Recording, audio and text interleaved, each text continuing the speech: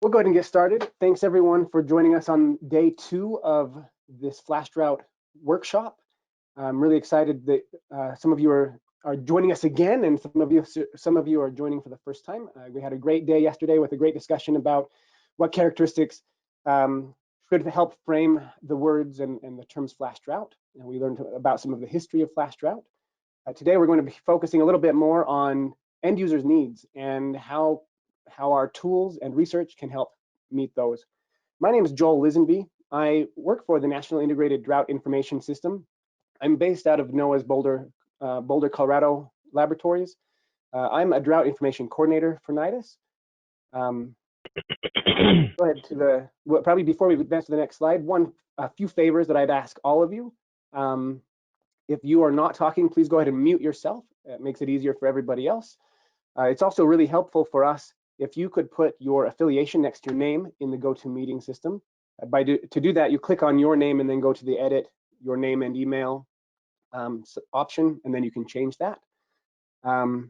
With a group this large, it's easier probably if you put comments and questions into the chat box, and there are some ways to expand your chat box to more easily see what people are saying there.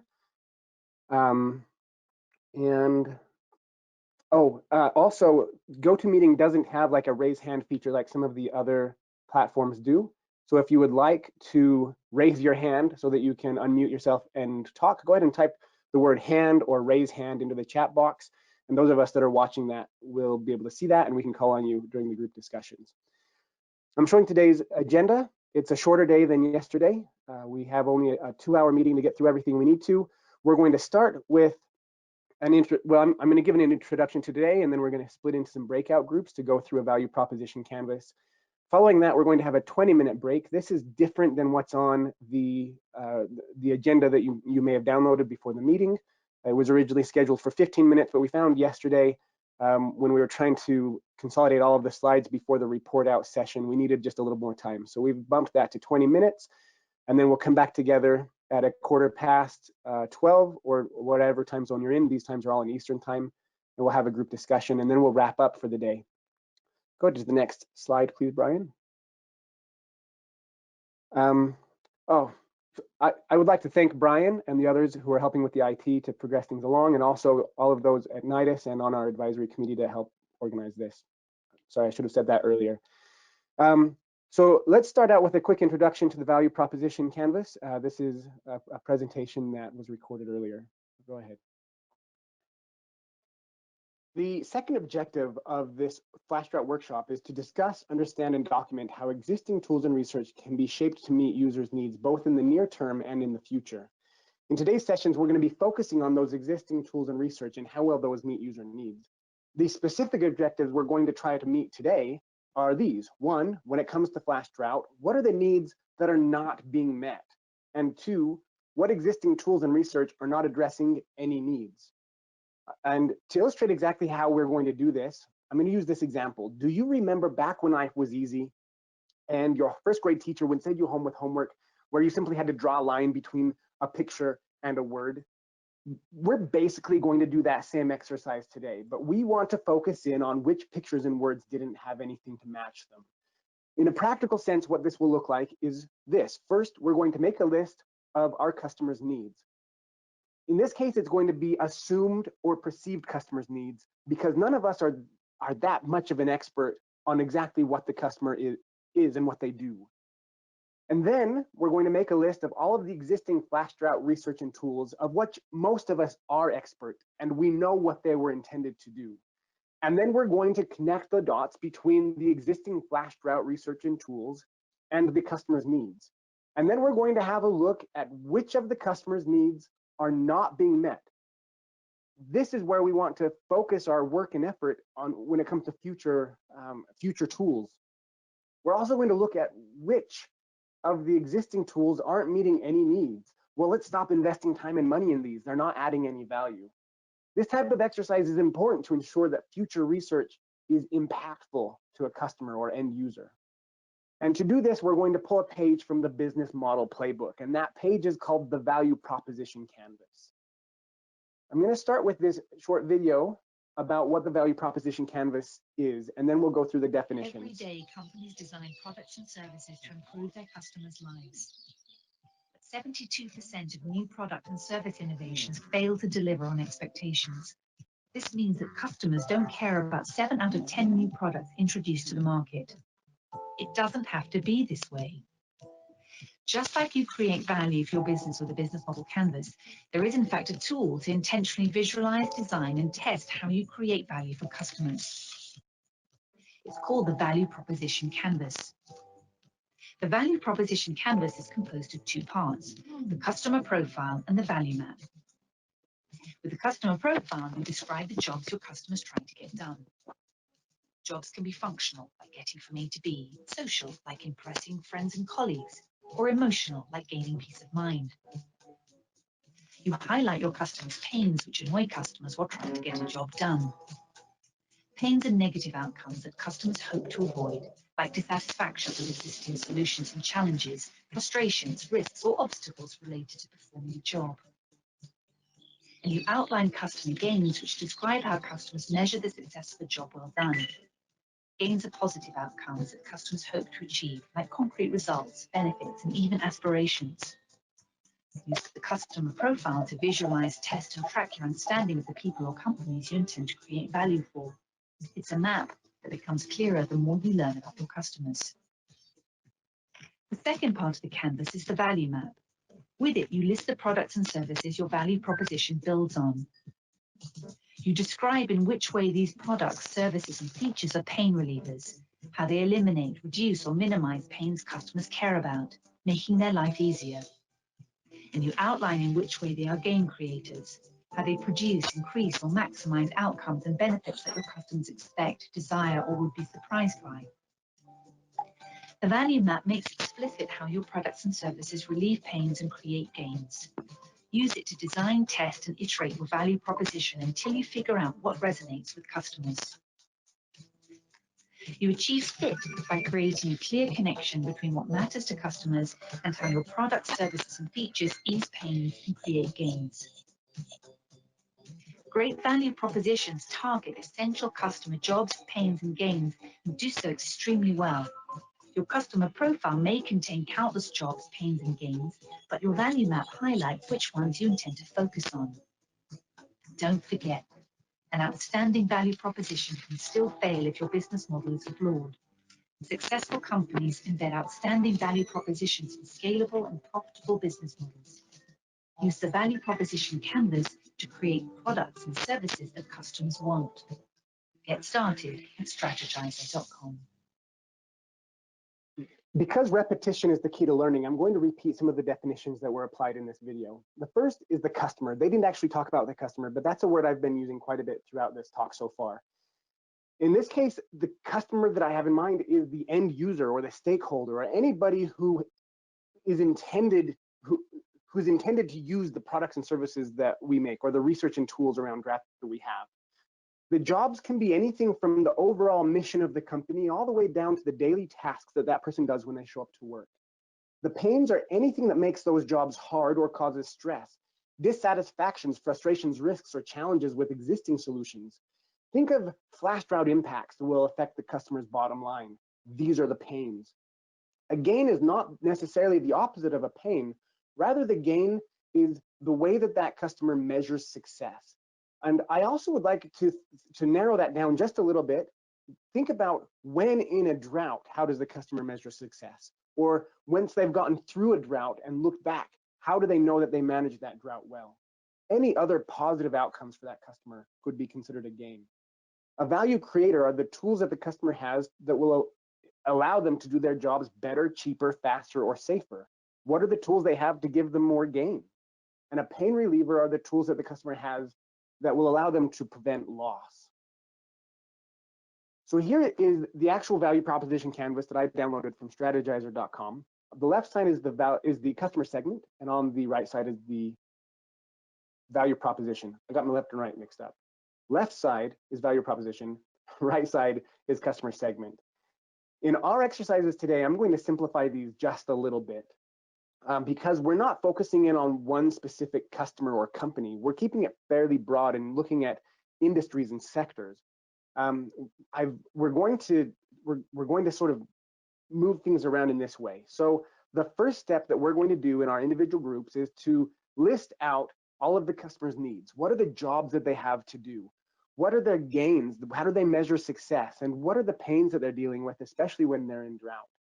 The second step is going to be to list out all of the existing products and tools or research and tools that are available to help people manage drought. This is the drought information that most of us have helped create and the research that many of us have helped do. On the bottom left of this panel is an extra pane that, an extra panel that I've put in. This is a parking lot for future projects and ideas. This is not necessarily part of this exercise, but oftentimes in discussions like this, we'll think, oh, wouldn't it be nice if the customer had these tools? Well, whenever you get the ideas like that, just go ahead and park them down here in the bottom left, and these are going to come up in our discussion tomorrow. But for now, let's focus on the customer's needs and what existing products and services or research and tools exist. And the third step is going to be to draw the line connecting where the tools and services meet those customers' needs. Here's a quick example that I did. I didn't do an exhaustive example, but just to give you an idea of what this looks like practically.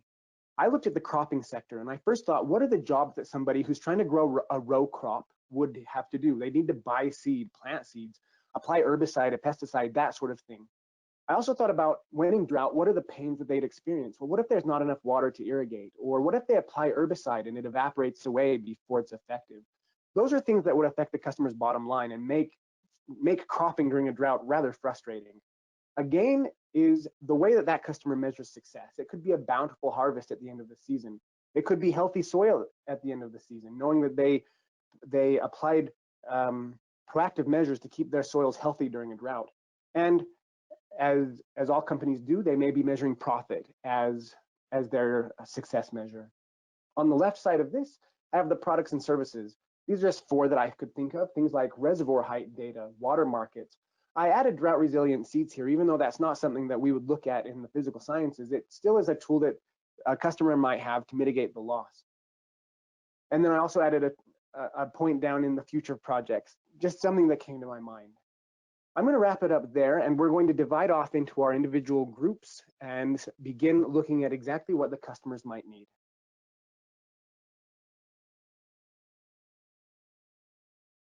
Brian, can you go ahead to the next slide? Sorry that got a little blurry at the end, but I think when we get to our individual groups, you'll see the canvas and it should make a little more sense. At least you'll have that idea of what we're going to be doing. So at this point, we're going to split off into our breakout groups. The group that you are in, each of you should have received a calendar invitation that had a Google Meet link. You can follow that to the group that you're going to. Looks like Marina is posting some of these into the chat box. It was also these can also be found on the bottom of the agenda. We have 45 minutes in our groups.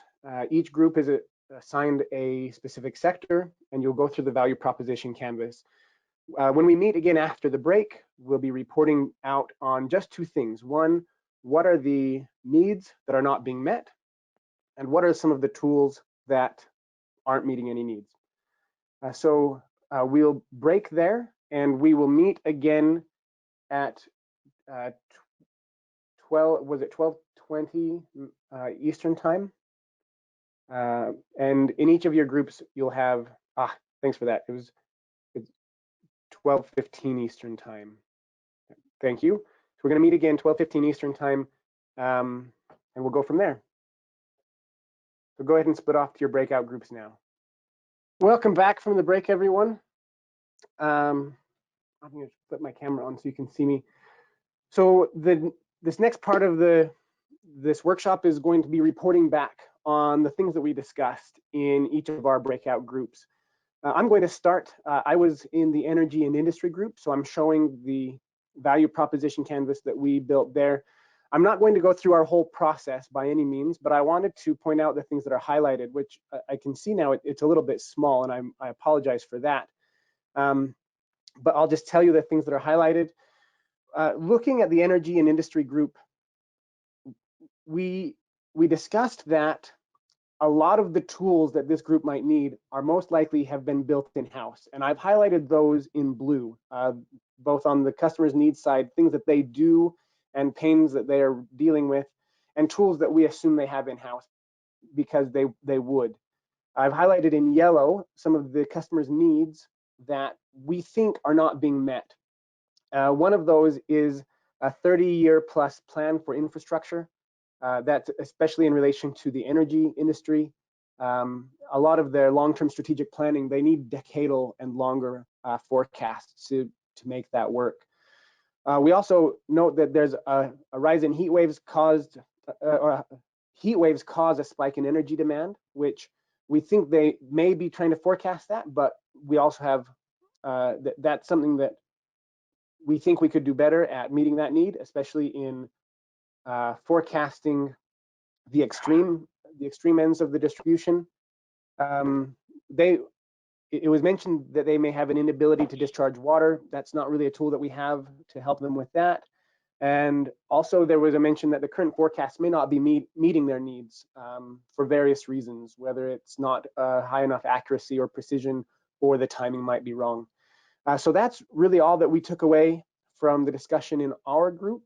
And I'll next hand over to group number 2, and we're really just going to be focusing on those needs that might not be being met and any tools that might not be meeting those needs.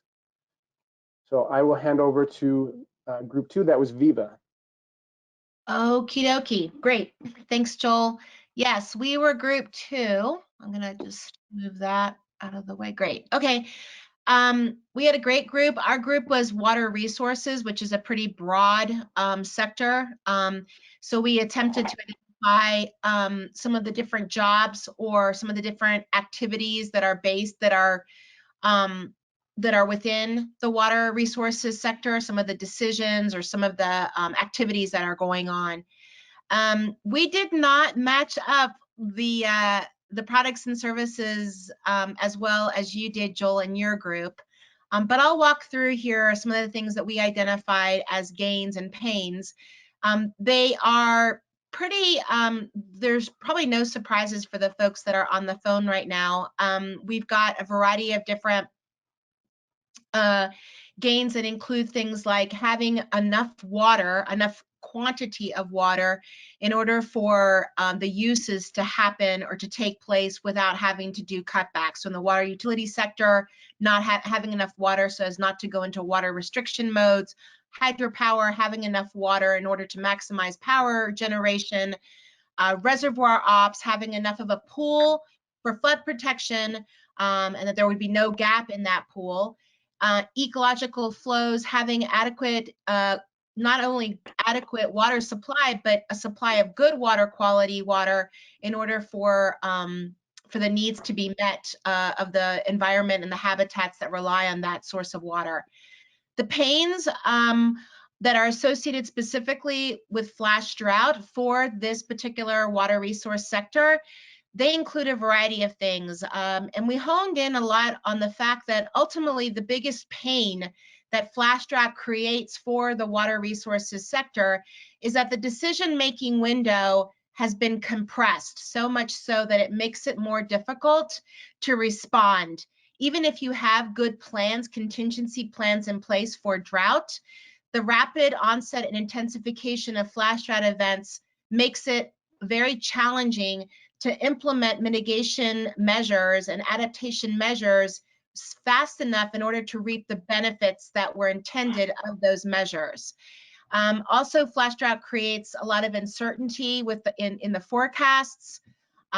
We don't have some of the pains that the water resources sector experiences is not having an adequate number of flash drought forecasts right now that are reliable. The pains associated with flash drought include the fact that increased costs will have to be borne by the resources sector to deal with some of the impacts that flash drought brings within the sector. And then one of the other things that we identified as a pain, this was discussed yesterday in a group that I was in, which was when a flash drought when the drought initially begins as a flash drought, means it's rapid onset, rapid intensification, and then it transitions into more of a traditional or conventional drought, not being able to respond to that phenomenon as well within the water resources sector. You'll see in the products and services, we identified, and we'll not only had the benefit of having this pre-populated with a few products and services that everybody agreed were valuable to help maximize the gains and to help try to reduce the pains. However, when it came to things like SNOTEL data, there needed, the group determined that there needed to be a denser coverage of the SNOTEL network around the country, so we had more real-time data about what was happening with snow. There was a little bit of a discussion about the value of the U.S. Drought Monitor. Focusing we tried to focus again on flash drought, and just thought that because the flash drought, the U.S. Drought Monitor, I apologize, the U.S. Drought Monitor really is intended to provide a snapshot, kind of what is happening right now on the ground. It doesn't really serve a lot of purpose or a lot of value in the early warning context, specifically for flash drought. We added some additional products and services that exist or that are very quickly going to be released, or we hope will be released soon. Things like the CPC flash drought tool that exists right now, a CPC efforts to improve or to develop week 2 hazard forecasts. Then it was also raised that the CPC does have a monthly drought outlook or product. However, it needs improvements. And quite honestly, a monthly time scale is probably insufficient for helping to respond to flash drought. I'm not going to go into it. We had a very long parking lot list of potential future projects, but I will note a couple of things that were raised. One was that we need to get a better understanding of the climate forcings and the land atmosphere interactions. Flash drought, it's great to have some of these week 2 products, but we're really looking at getting ahead of flash drought, and that really necessitates having longer timescale products beyond just the 2-week advance notice. We need more of an advance notice than just 2 weeks for a flash drought. Folks also talked about the need to include our our hydrologic forecast, so the national water model, developing the low flow water predictions that the national water model is scheduled to be putting out. And then finally, soil moisture, the need for better soil moisture data, but also for that soil moisture data and the resulting products to be disseminated to multiple sectors so they can take advantage of it as well. For instance, the manufacturing sector, the river operations sector, the water recreation, water-based recreation sector. And so I'll leave it at that. I don't know if Joel, we hit the mark, or if I hit the mark as the moderator of this group, in terms of we didn't completely, tie the gain or the pain to a product or service. Viva, that's great. I think you gave us a lot of really good information, and I think going forward after this workshop, we have a lot of really important information from your value proposition canvas that will be really useful. Okay. So thanks for that. The next group will be group number 3, and I don't remember which group was that. What happened to my agenda? Somehow got closed.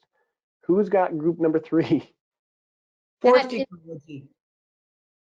Meredith. Meredith. Me. Thanks, Meredith. Go ahead.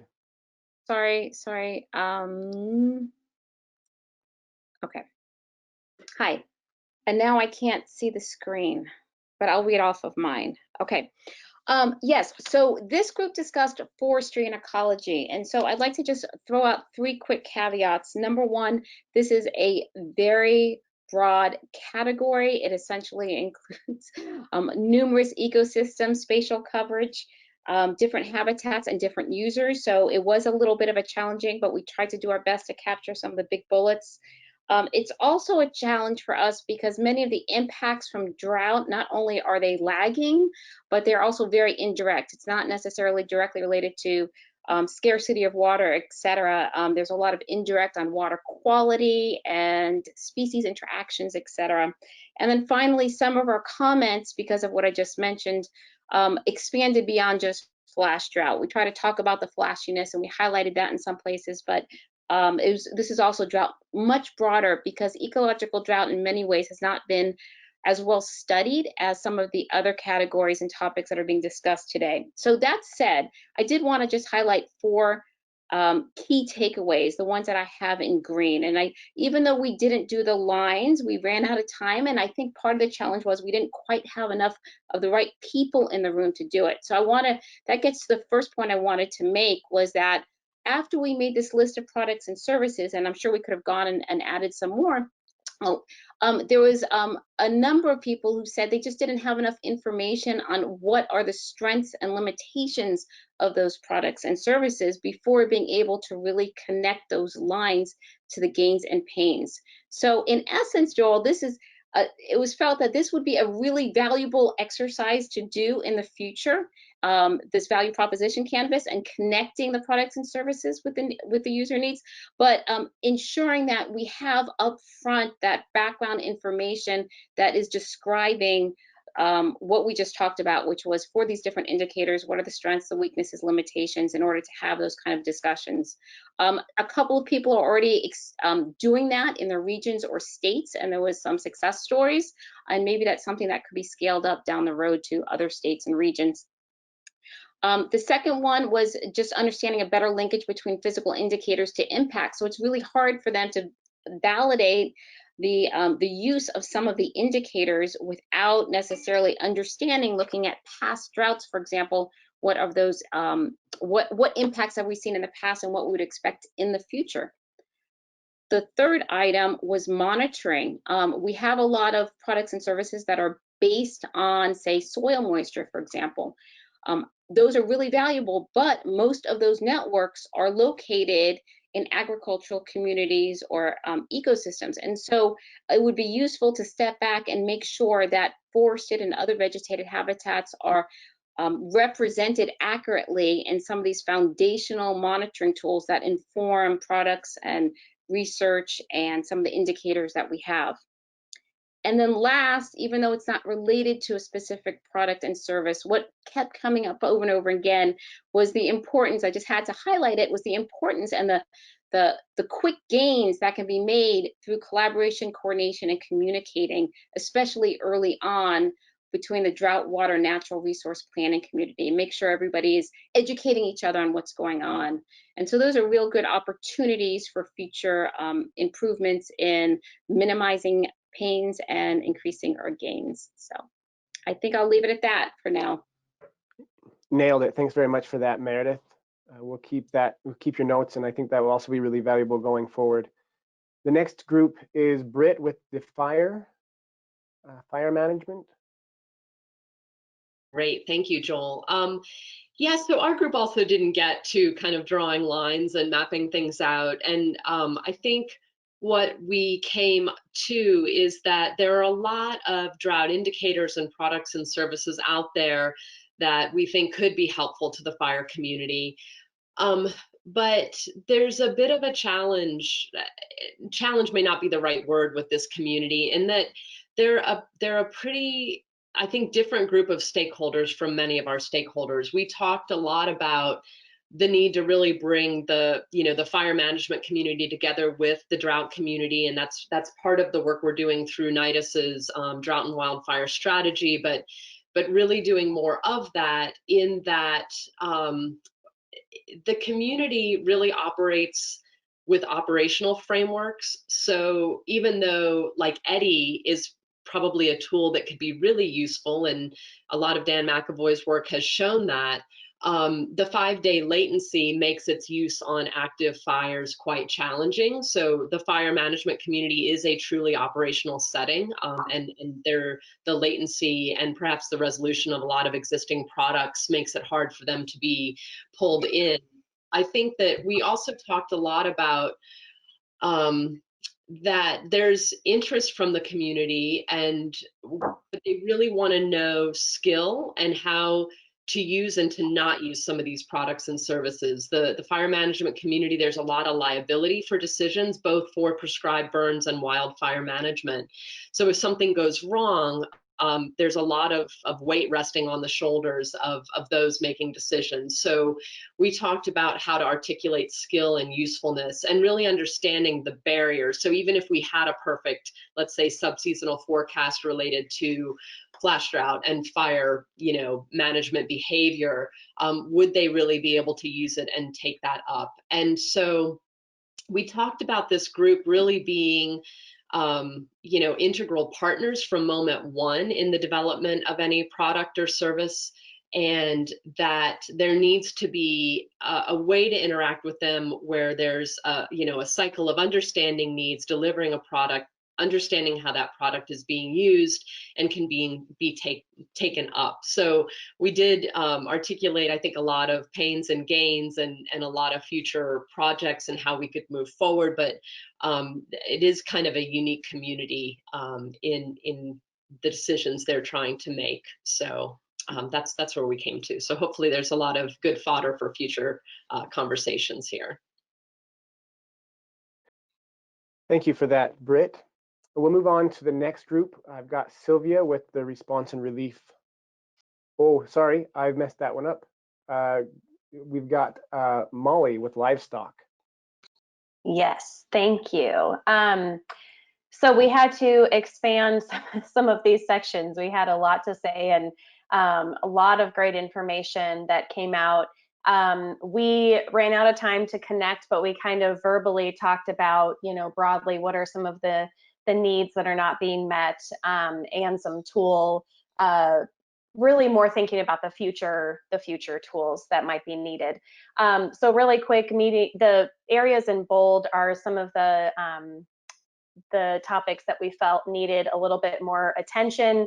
For instance, right now, water quality is an issue during drought for livestock producers. However, they do a lot of monitoring maybe on their own pasture, but maybe there is a need for some regional monitoring of water quality conditions.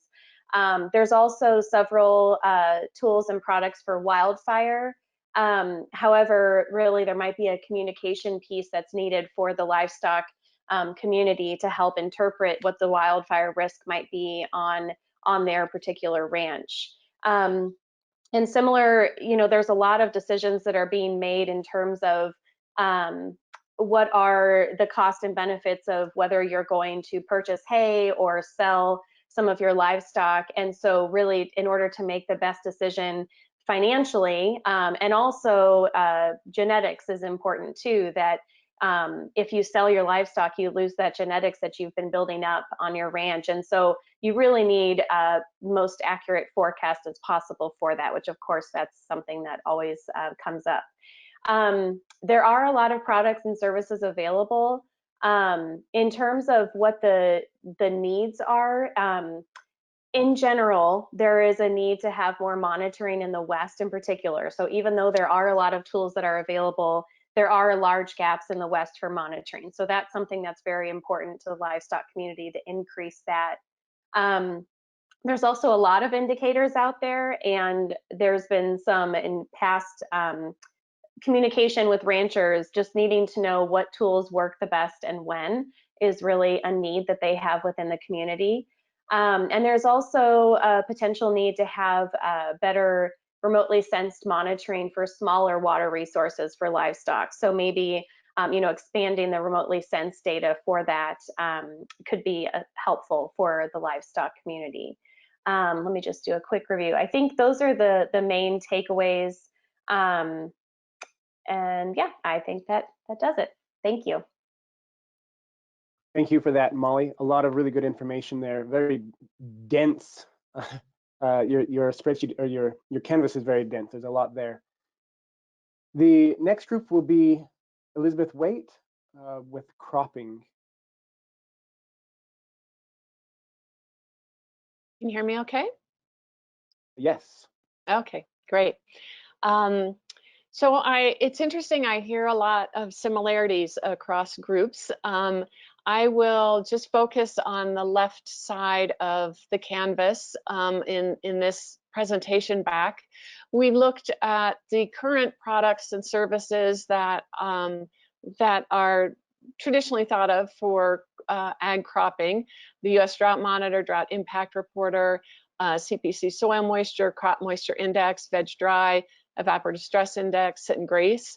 And in our group, nobody said those were not working, although one of the survey feedback spoke specifically to the U.S. Drought Monitor as problematic because it often doesn't incorporate, or the perspective was that it does not incorporate local impact reports and guidance, and therefore doesn't reflect local conditions or impacts, and therefore it may lag way behind actual flash drought conditions. So our group spoke about the importance of COCO-ROS and other citizen science as an additional tool that can bring in that local perspective and local impacts of flash drought into the U.S. Drought Monitor process. And then our group also spoke about some additional products that are useful for flash drought monitoring in relation to agricultural crops: the CPC experimental flash drought products, EDDI, Quick Dry, and Smurge. And we spent quite a bit of time talking about kind of what's needed. And those, I'll focus a little bit of time on those. That is having information early enough in advance for making a lot of the decisions that ag producers need to make. And I think this speaks directly to what Viva was saying. We need to get ahead of the flash drought. We need products that are give us more advanced notice than simply 2 weeks in order to be able to make effective decisions in agricultural decisions. The group also spoke a lot about the need for about the regional variability in relevant flash drought tools and products, and therefore we need more research to identify which tools are helpful in different locations. And for that, we need better information on flash drought impacts in different regions in order to create those tools, regionally specific tools. There was also a feeling that there's a need for more tools that are helpful for specific time of year, for specific crops. And again, we need better information on flash drought impacts and vulnerabilities by crop and by time of year in order to create those tools. And this has been brought up in a number of other groups, like when Britt was talking about the wildfire sector. It was brought up in this group that we absolutely have to engage with and co-produce, partner with folks who are using these tools and who will benefit from these tools in the next steps of this process. And we also need further conversations about the specific tools needed by programs that support farmers. We had identified those programs like NRCS as USDA as being important advisors to farmers, and yet we didn't have enough time in this discussion to get into what tools they are using and the mismatch between the tools they have and what they need to provide the best advice and support to farmers in times of flash drought. And then an interesting point was brought up, the final one I'll talk about right now, is that there are a lot of current programs out there with NRCS and others that support farmers on managing soil moisture and good soil management practices. And it would be an interesting project to look at the benefits or any drawbacks of those programs, how beneficial they are specifically in relation to flash drought. Does better soil moisture management help farmers get through flash drought better than if they have not been implementing those types of practices? So I think that's it from my group, and I thank the group and I thank you all for listening. Thank you very much for that, Elizabeth. The next group will be Sylvia with Response and Relief. Hi there, everybody. I'll give it just a second for the slide to come up. I was working with the Disaster Response and Relief Group, and my first order of business is to apologize to them because I kept them over time and didn't allow them their bio breaks. So again, please accept my apologies on that. But our group did produce a lot of focused output that is a little bit different from the other groups. Taking a look, or mainly at the left-hand side, there it is, the left-hand side of our canvas, and not trying to duplicate some of the other points that have been made. We did have a fairly strong focus on one unique element, and that was the impact of drought on health. And we were made aware by some of the participants of some of the material that is available through the CDC. So that was kind of a unique focal point for a little bit of our discussion. But then we focused quite a bit on what we all want: more data, more useful data, more indices, and along with that, more indices that produce skill in our forecasts, skill in our recommendations to managers and policymakers, focusing a little bit more on what happens when we start to develop long-term policy based on data and the indicators that we want more of. So that was kind of a main point for our group, and specifically taking a look at things like multi-decadal policies and climate policy. Again, looking back to getting the data and the indices that support building solid policies. We also talked a little bit about drought impact assessments, particularly those on a global level. Some of our participants are familiar with work from the United Nations and what's been going on there. So that was a point that I think we always have to remember, that larger connectivity that's out there. And we also talked a little bit about flash drought triggers that help, in particular, emergency managers deal with response issues. So how can those triggers give us enough lead time to take some timely response activities and put it out there in time for all of the end users? And I think another focal point was, of course, money.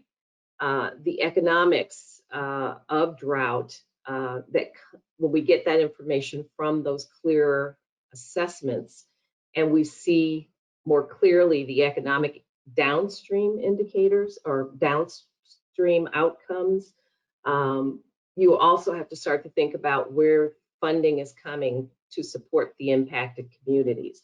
Grants for mitigation. Again, if we have the data that supports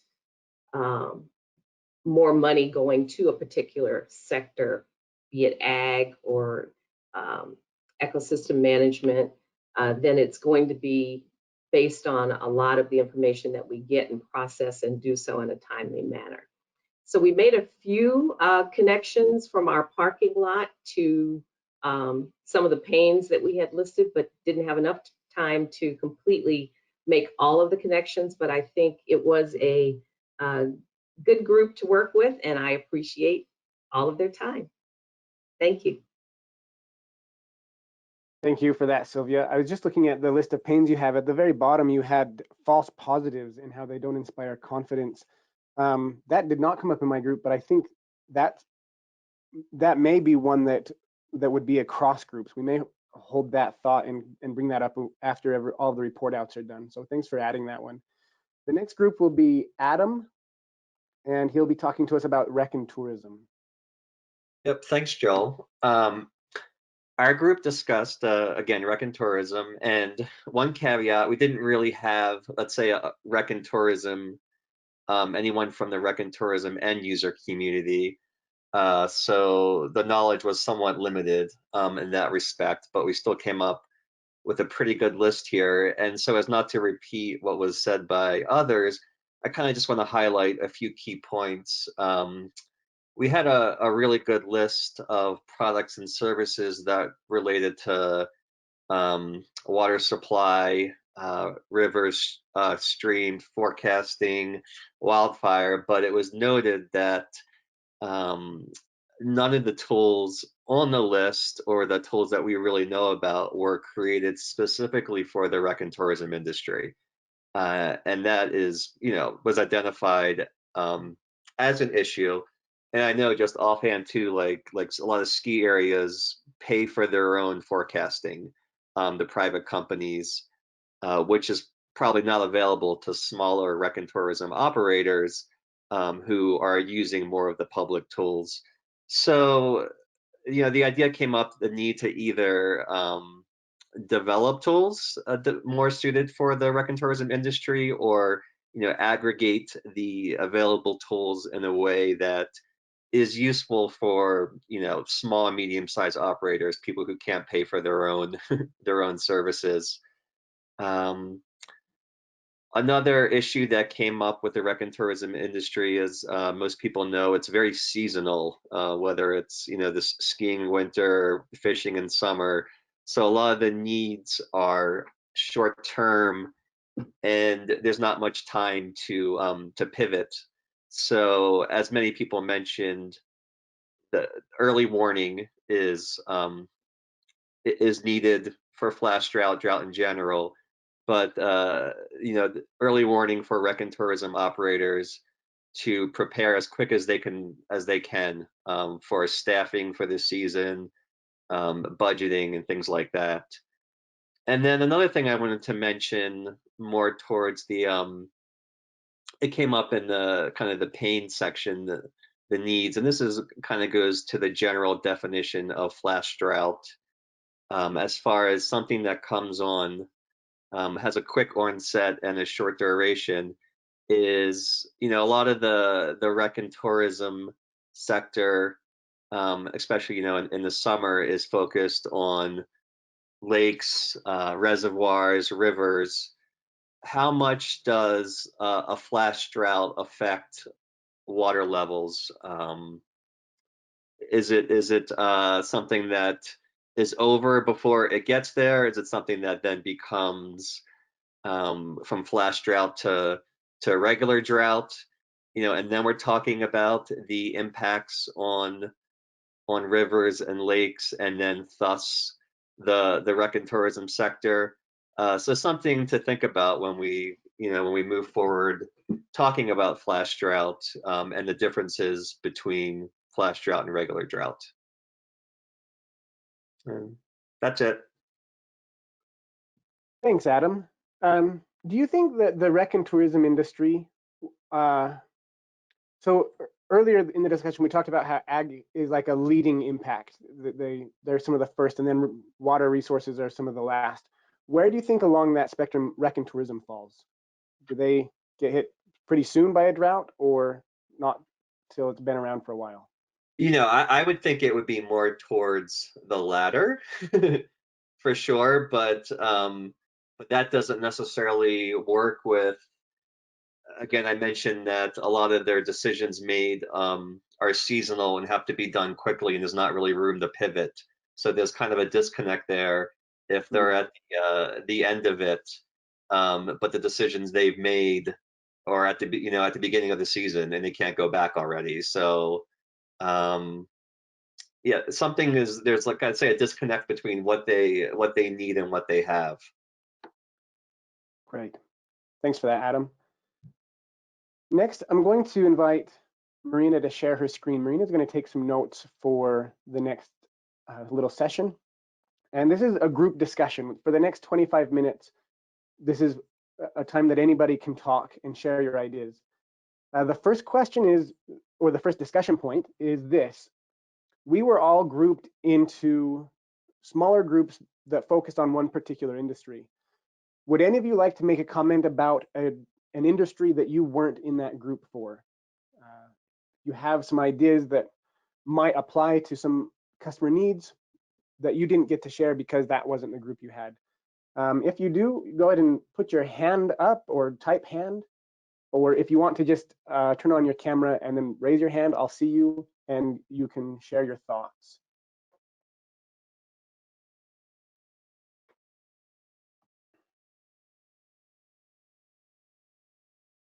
And so far, I'm not hearing any. And if you don't have any thoughts, that's fine. I do have another discussion point. Oh, Amanda, you raised your hand. Go ahead and unmute yourself and share your thoughts. I can't hear you, Amanda. Are you muted still? It would help if I unmuted. So I put a comment in the chat about, but I think just one point for the recreation and tourism, that the interaction between wildfire smoke and recreation and tourism, I think would be something for us to think about. I think that was something we really saw here in Colorado this past summer, and I imagine California and the West Coast probably saw the same thing.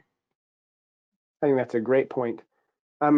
Interesting, just yesterday, I saw a news clipping for Utah, and they had the state of Utah had the most human-caused fires this year than any previous fire season, and they thought it was due to having so many people out on BLM lands and in forest lands. They went out hiking. They thought it was a COVID-related thing, but that's interesting. That I'm glad you made that connection. That there is a connection between rec and tourism and wildfire, and I think it goes both ways. One is when there's a fire and smoke around, people don't want to get out, and two, when a lot of people are getting out, people start fires. So great point.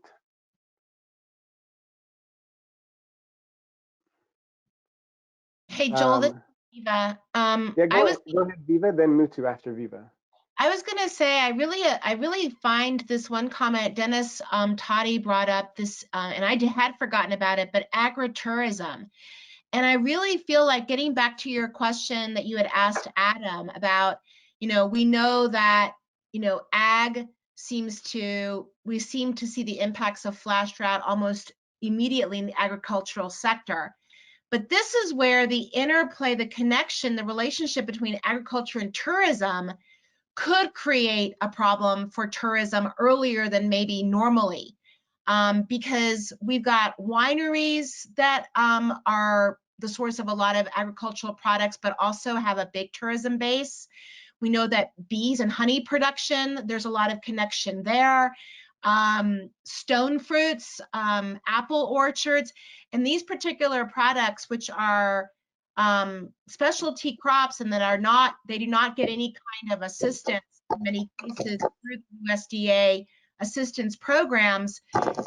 Their window, the pinch points in their growing cycle could be very much, all it would take would be a few weeks of a very intensive drought at the wrong time of, say, the life cycle of a grape or whatever, and it could really decimate not just the agricultural sector for that crop, but then also subsequently the tourism sector, because then no one's going to go out and do the wine tours and the tastings and everything.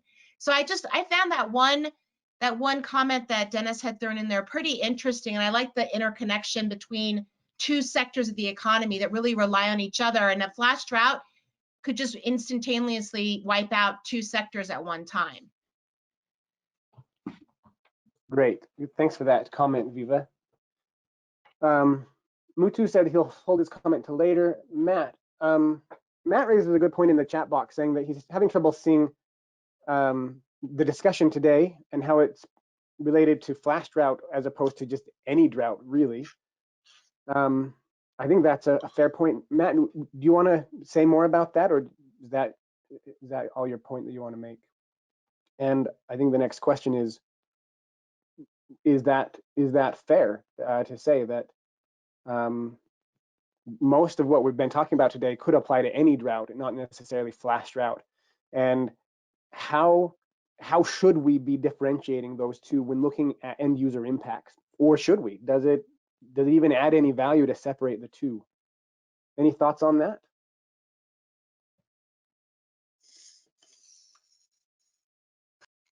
One comment I would have that would maybe distinguish between the two is, in a flash drought, people have less time to pivot. So if there is an option to pivot, or you have some, choice A, plan B, plan C, in a flash drought scenario, you might some of those options might not be available if it's brought on more rapidly. Great point. Thanks, Ronnie. Kyle Lessinger, I'm not sure. You have your hand up. I'll just say Kyle. Not sure if you're a J or a G at the end of the name. Can you hear me? Yes, I can. Okay. So what I was thinking more is for underrepresented groups, by us not having, a solid or if the impacts of flash drought occur, if it's like the Native Americans, and they could potentially, it's a cultural thing as well as since a lot of them are doing it on their own, then it's a loss of quality of life at that point, not necessarily even just health, because it depends on they're living completely off the land, then it has a greater impact on them than it would in others. That's kind of just what I was thinking. Okay, thanks for that comment. You're basically saying there are these smaller groups, you mentioned the cultural groups, they may be impacted more than larger groups that may be more resilient. Am I summarizing that well? Yes.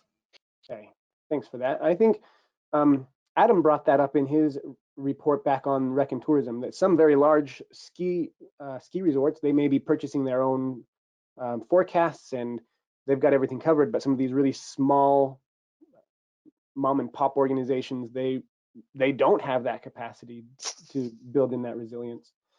Mark Svoboda, you have your hand up. Go ahead. Thanks, Joel.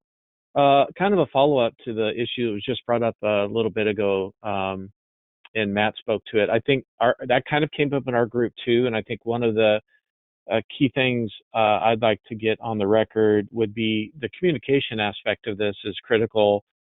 I think that's why we talked about timing and onset of drought as being characteristics of flash drought, when we don't know at that time during the onset if it's going to manifest into a longer term drought or not. So communication, triggers using various indicators that tie to a particular policy or plan or decision making. That's why you need those. It's not just about early warning. Early warning isn't just forecasting. Early warning is monitoring and forecasting, and it's information service and delivery, including communication. And then it needs to tie into a policy or a plan. If it's just out there on an island and you say, okay, we're at this state of affairs with drought, how is it going to be integrated or applied? So I think this workshop's a first step, but I think you have to think about how the information is used in other avenues in order to make an effective response to flash drought in particular, given the quick onset. Thanks. Thank you, Mark. Matt, I see your hands up, and then we're going to shift the conversation a little bit after Matt's comment.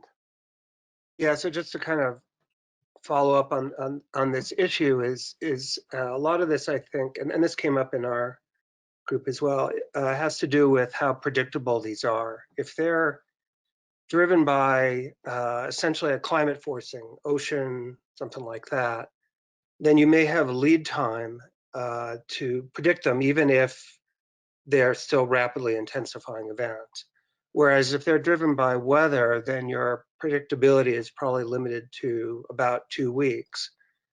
And I think in general that kind of comes into a lot of these sorts of things. If you're going to be able to give somebody lead time of only about 2 weeks, and that has to be part of all of these value propositions, you may not have a lot of value if you can only give them 2 weeks, or it may be that in order to make use of this concept of flash drought, you're going to have various users who are going to have to think about how they can develop so that they can act more quickly if they only have a couple of weeks notice.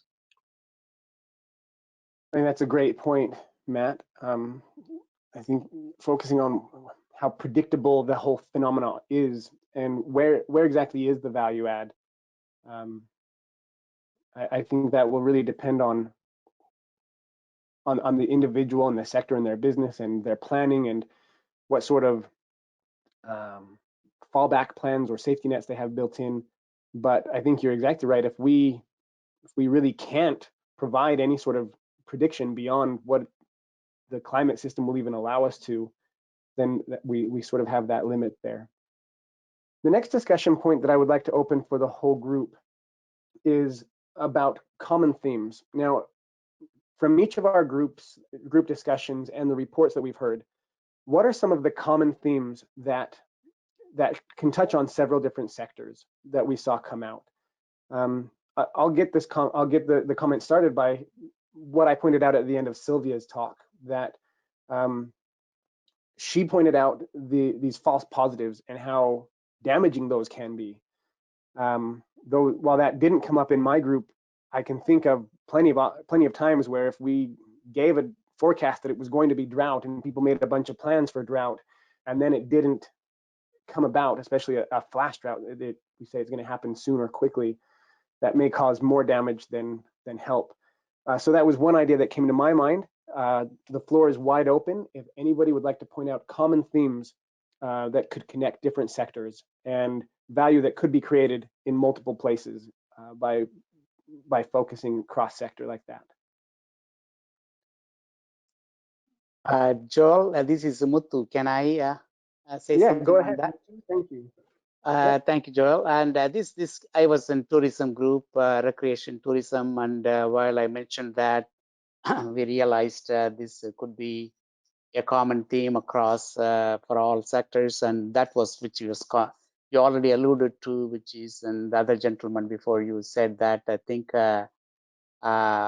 possibility or not, but the even an advance warning of the drought. I mean, be it something like a watch, like if you have an ENSO watch, and even before an ENSO actually gets set up based on water shortages, precipitation shortages, and the temperatures that has been, which reflects in the evapotranspiration and the future things. So if we can, thinking out loud, as applicable to all sectors, and even you can potential areas of possible drought watch areas, and maybe if we can communicate that somehow, maybe, because unless something appears as a D0, D1, and it's not in your radar for the user perspective, it doesn't see that on your radar. But if something we can indicate the watch sector, maybe these managers in the various sectors can alert themselves to watch out for example, water usage can be a little bit more careful than the regular water usage, so you can save a little bit more, stuff like that. So point is, any more time that can be given to warn or watch for a watch area, something that could be useful for all sectors, I thought. Thanks, Mutu. I'd like to pass over to Mark Svoboda about this. So Mutu just brought up on the drought monitor D0 and D1. Are those drought categories intended to act as somewhat of a drought watch?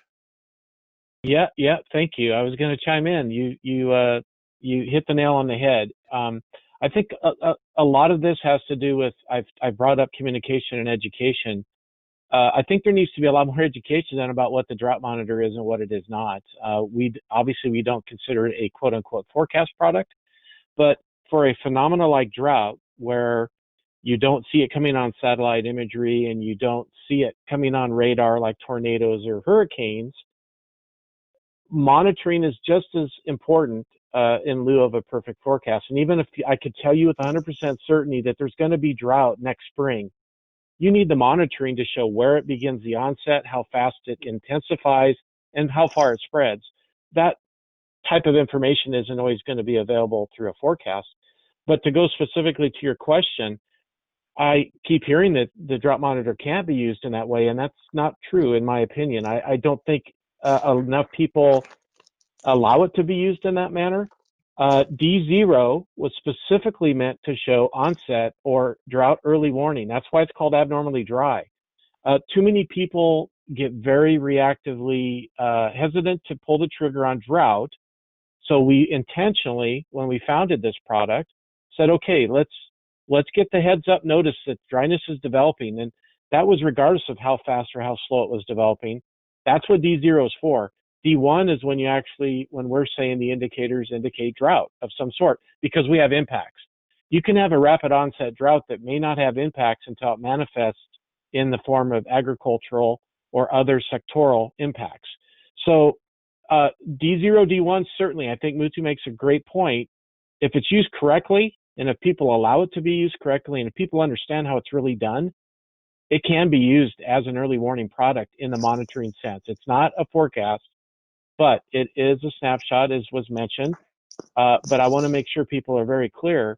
It can be used as early warning in the context of drought. If I may add to that, I think many of you know, I mean, I mentioned this yesterday, Rich Tinker, who keeps a score at CPC of how good the drought forecast and the monitor does. I think, I'm not sure, I think the monitor, but more drought forecast. We always had lower scores on first coming up with the new areas of drought development. And if we follow up on what Mark said, I think we should not be afraid of indicating the D0. I mean, we rather be careful than, I mean, do we have to feel bad if the area D0 does not develop into D1? So what's the, in other words, so we can pull back, right? I mean, Mark, D0. Yeah, absolutely. So I think no, you're right. Yeah.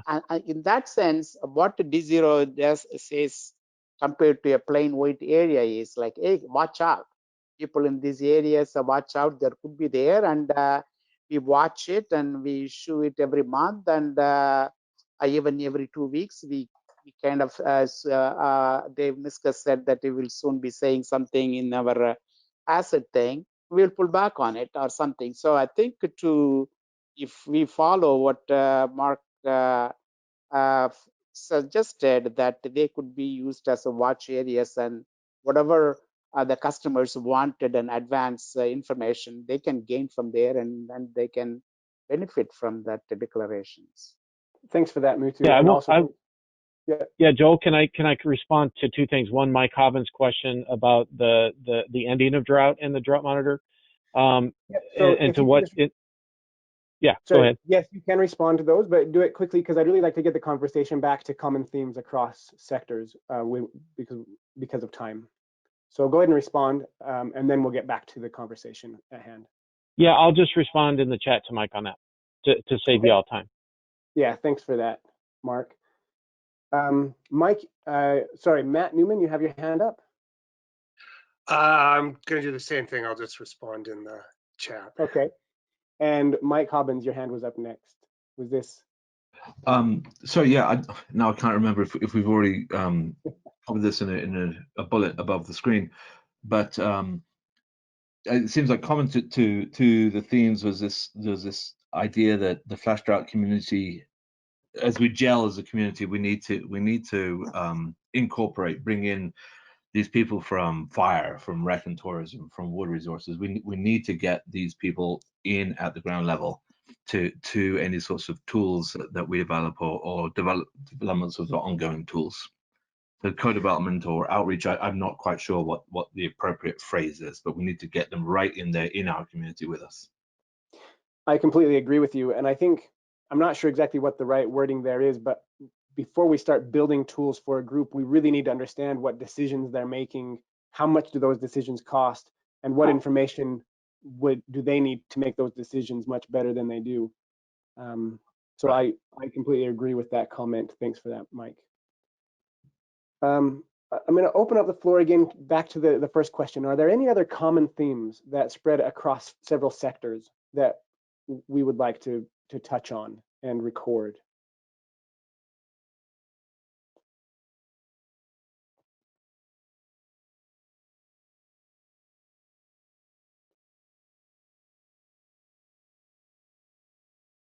I'm not hearing any.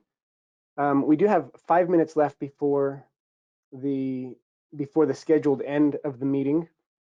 One thing that I think one common theme that I saw across several of the report outs is the need for good prediction, and whether that, and for every group in different sectors, that a good prediction will look differently. And so it's really hard to say that this is a cross sector need. But I'd like to raise a question for those of you who are talking about users' needs. When it comes to prediction, most of our seasonal predictions are created as a seasonal outlook or probabilistic forecast. And with any probabilistic forecast, you have odds of an event occurring and equal odds on, and in addition to that, odds that the event won't occur, and they both add up to 100%. For the sectors that you were looking at, do you think that this is providing any value to them in terms of prediction? In other words, if you predict, if you give the odds, the likely odds of an event occurring, you say it's going to be a drought in the next 3 months, and then that doesn't happen, do the preparations that the people in that sector need to make and the decisions they make, would a forecast that doesn't come off be worse than no forecast at all? I think is the question that I'm trying to ask. And Marina's trying to figure out what I'm trying to say as she's typing up that note. Good effort, Marina. I guess is a wrong forecast, which wrong is the wrong word because it's probabilistic, but a forecast that doesn't come off, is that better than no forecast at all? Any thoughts on that? Andy, your hand is up first. Go ahead. And Hello, then John. Jason. Can you hear me? Yes, I can. Great. So for the Famine Early Warning Systems Network, we are told to forecast 11 of the last 10 droughts. And so for them, for that organization, for those parts of the world, they would like to be more cautious than anything. So we tend to lean on the side of forecasting drought than not. And I don't know if that necessarily applies to the stakeholders here in the sectors that we're talking about, but for that application, that's what we are coached to do, and that's what we're asked to do. Okay. Thanks for that, Andy. It looks like I missed Amanda's hand. My apologies there. Go ahead, Amanda. Well, I'm going to take us in a different direction than the question you asked. So that's fine. Well, a theme across, and I was wondering if other groups saw it, because we were talking about the relationship between sort of creating longer term drought resilience and then the needing to respond to flash drought in our group. And we didn't sort of fully flesh that out, but I'm wondering whether that was something that other groups were seeing, and whether that kind of longer term resilience would be something that could actually reduce the impact of flash droughts.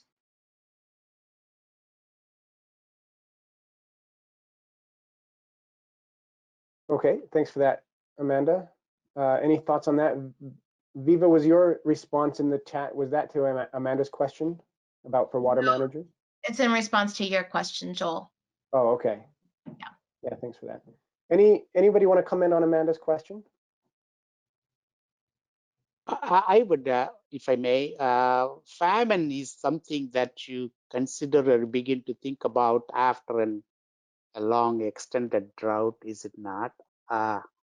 So in that sense, yes, we need to be careful about making declarations on famine. So I'm not sure how that fits in with the flash drought that we are talking about. Well, I guess Mutu, this is Viva, and maybe I can get also weave this into a response to your question, Andy, or Joel, sorry. I'm not sure, since we haven't really characterized the duration, if we all are thinking that one of the characteristics of a flash drought is a short duration event, but we haven't defined what that time horizon is, I think it's very possible that, in fact, a flash drought event, depending on how you characterize the timeline for it, could result in famine. So I don't think that, I guess I don't agree necessarily with the premise that you only see famine occurring in more conventional long-term droughts. Okay. I agree with that. This is Laura Olson. I work with the United Nations on drought internationally, and there's flash droughts are, famine is a flash phenomenon. It happens suddenly and quickly, and drought is almost always, if not conflict, the reason for it. And famine, the danger of famine is actually, I mean, when there's a famine declaration, it's the United Nations that makes that, and then there's the FEWS, what is it, FEWS, I can't think, the Famine Early Warning System. But I do think that if these tools can be predictive, we don't use the International Drought Monitor. Not every country has access to this. I mean, we have early warning systems that not everybody, where our coverage isn't full, I think. Please correct me if I'm wrong, but in my experience in the past, trying to use it, it hasn't always been full coverage everywhere. And then people in every country are not able to use these tools. So the understanding of how to make use of these tools is not there. So if there were an ability to use these and make predictions of this sort, or make not predictions, but warnings, right? An early warning kind of mechanism, that would be extremely valuable in the international community as an additional tool. So, and it would certainly raise the stature of, the usefulness factor, which I guess is what we were talking about. That I just would like to comment on that, and then we've got a few things to go back to. So I mentioned in the literature review yesterday that there was this Pendergrass et al. 2020 paper, and one of the reasons they came up with two definitions was that they needed one of those definitions that could be applied internationally, and the U.S. Drought Monitor isn't. So I think that when we come back to the discussion about how do we really want to characterize flash drought, I think that that last point is that we should be thinking of a characteristics that can be applied internationally. Now, we have come to the end of the scheduled time for this meeting, but if you don't have to run away and you want to keep this conversation going, I'm happy to stay on for a few minutes more if you want to. I had 3 hands that have gone up that I wanted to get to, and then we'll probably wrap up, and I'll leave the chat box open for about 15 minutes after we close if you want to keep that conversation going there. I'm going to go in this order. Viva asked if she could finish answering my question about prediction, and then Jason Otkin had his hand up, and then so did Andy Hoyle.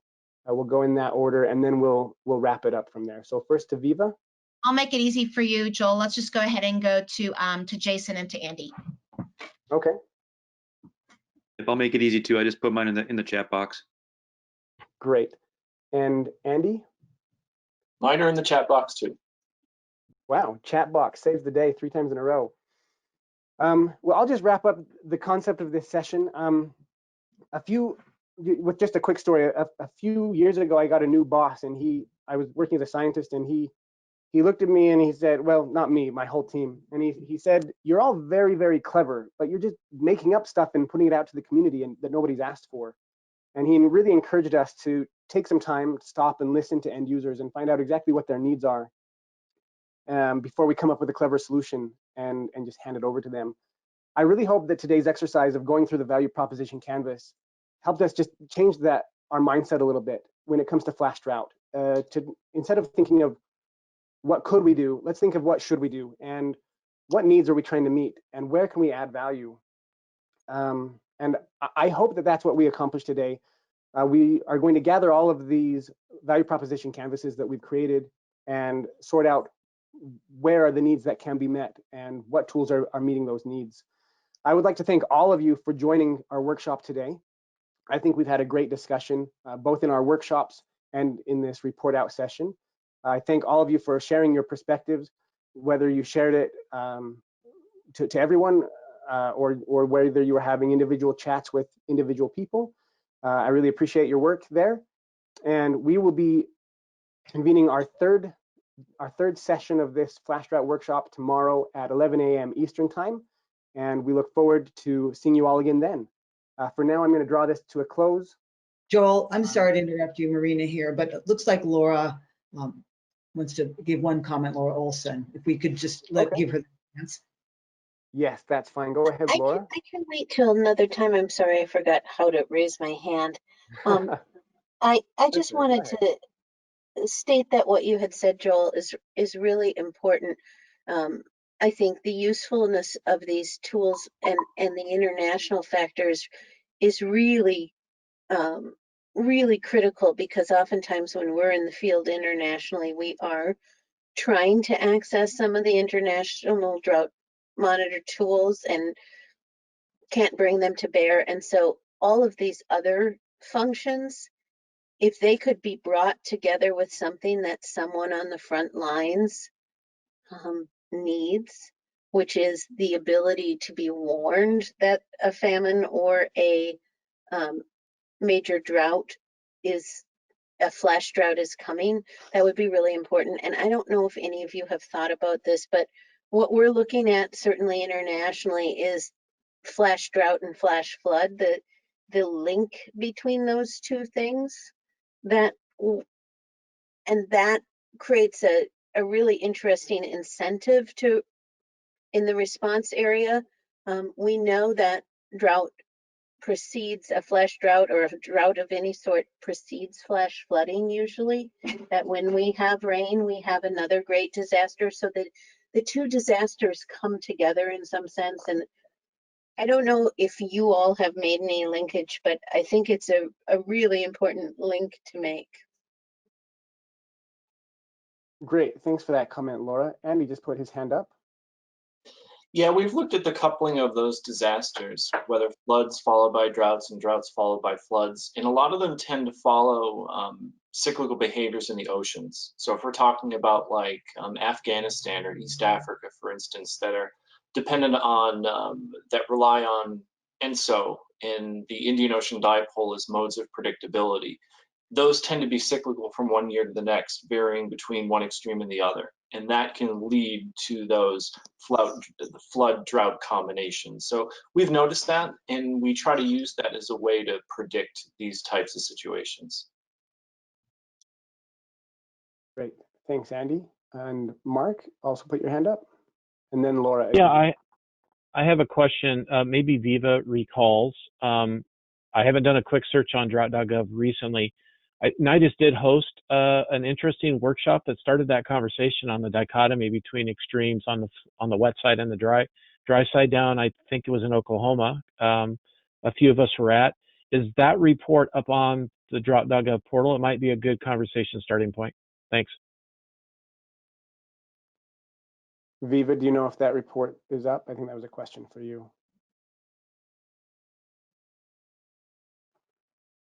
Not sure if Viva still is on. Laura, would you like to give your last comment or question? Sure. I just wanted to comment back to Andy. I'm a social scientist, so the thing that we see the linkage in and also in the UN is land use issues.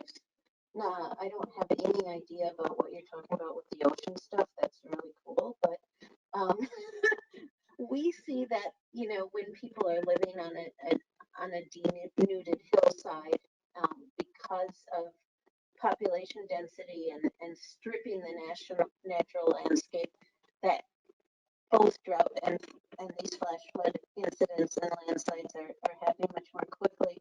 So in terms of, I think, looking at future research topics, I think bringing natural scientists and Laura, social scientists together.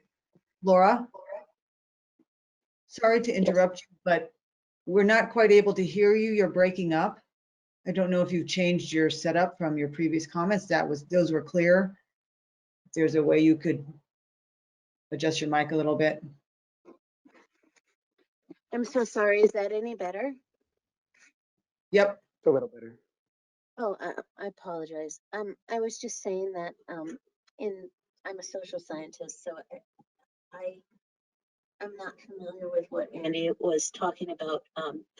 But what we see as the linkage is land use planning or a lack of land use planning, migration, and population density and poverty causing the linkage. So it would be really interesting as we're talking about research opportunities to bring social scientists together with natural scientists to really look at the different ways we're seeing things like this being caused.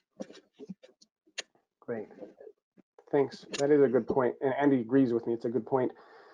I'm gonna draw a line under the conversation there. Although if you want to keep it going, I'll leave the chat box open for about 10 more minutes if you want to keep typing. But that ends today's meeting. So thanks and goodbye. Goodbye, everyone. Bye-bye. Thank you.